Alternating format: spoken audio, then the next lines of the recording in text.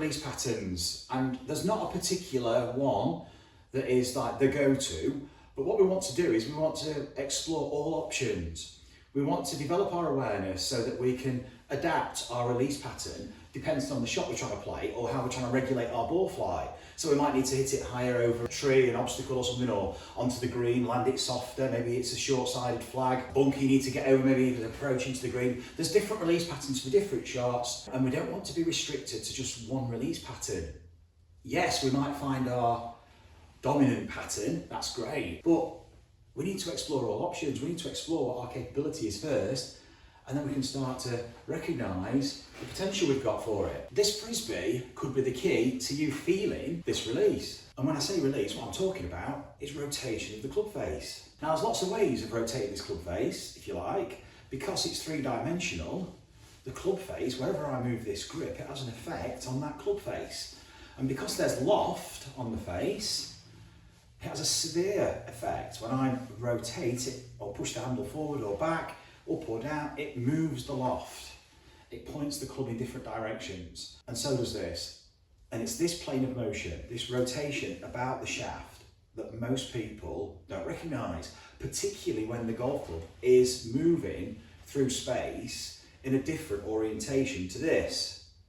So when the club head is maybe lagging behind the handle, the feeling of rotating the club can be quite alien also on the way through. And it's this awareness that we need to recognise, we need to develop first. So take a Frisbee, or you could use a paper plate. This one here, it's got a ridge so I can hold it like a grip. And what I'm going to do with my lead arm, so my left arm is a right hander, I'm just going to swing it and I'm just going to rotate it so I can let the wrist hinge freely and not trying to keep everything stiff or straight left arm, rotate. I'm not thinking about all, we don't need to think about all that, we just let the arm swing.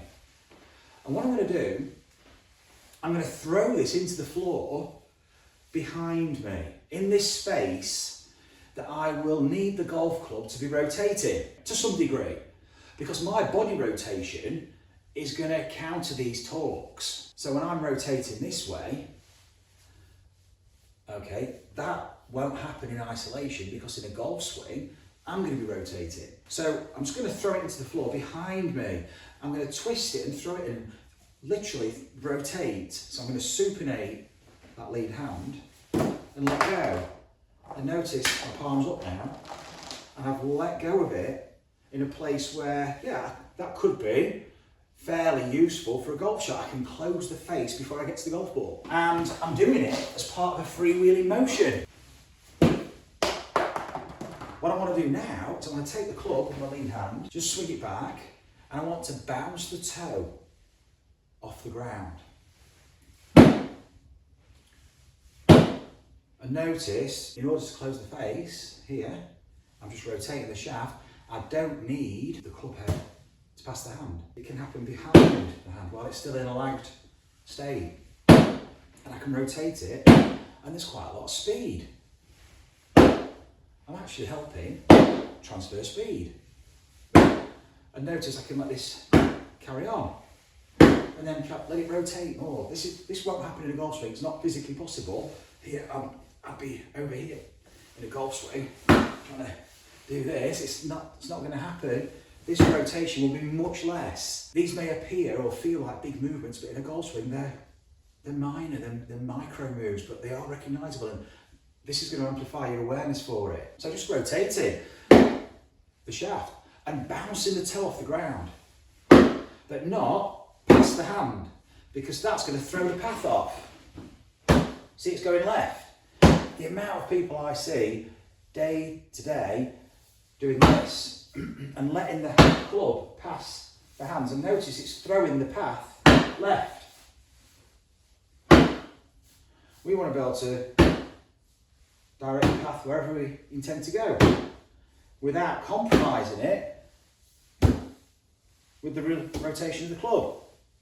So in an effort to rotate the club, I should be able to maintain this path, not lose it this way. Not saying this flexion, extension can't work.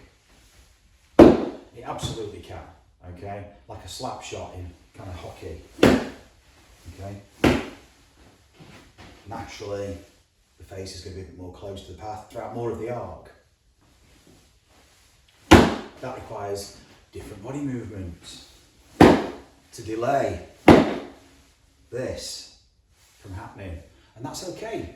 We can rotate the body and we can do that, but some of us might not possess the body movement to enable us to do that. So it might be easy for some of us to rotate the shaft of the club a bit more.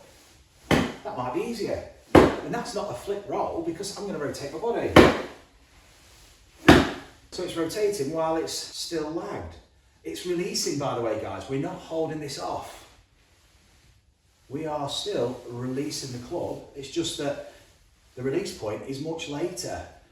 So as we're approaching impact here, the club head is lagged behind the handle and it's starting to, it's releasing and it passes the handle later after we've struck the ball. So feeling it with that lead arm and bouncing it off the floor. Notice it's bouncing. I can swing steeper or shallower, but it's not compromising my rotation of the club face. So I become much more adaptive with the club, and then let it bounce and continue to rotate. Give the body the freedom of motion and the recognition of what that rotation feels like post-impact to let the club go. Yes, it's not going to rotate this much because we're going to have our trail hand on, but we're giving ourselves license to use that rotation. And then when you play a shot, you're going to feel a difference. You're going to feel this rotation of the face. You're going to recognise it at least. Just easy half, three-quarter swings. Just allowing your body to swing the club and rotate that face. So this is the start. This is the start of getting the ball curving. We want to see that ball spinning. It's a ball sport. All ball sports require control of spin. And that is a right to left shot. And you should recognise this, even if you couldn't see it like this. I've not got the flight scope on, but intuitively, you know what this ball would pretty much do, okay?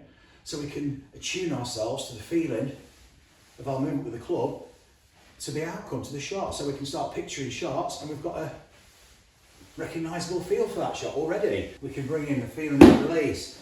Then we can start to bring in the feel of the body movement whilst maintaining that feel of the release. And we can train this on the driving range. You can train yourself to feel this release.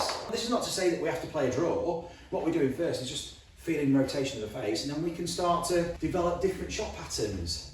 We can recognise rotation, so then we can start to explore and recognise less rotation, more rotation, earlier, later, and so on. This video is just about you feeling this rotation, the toe deep divot, bouncing it off the ground, and allowing yourself to actually let it go.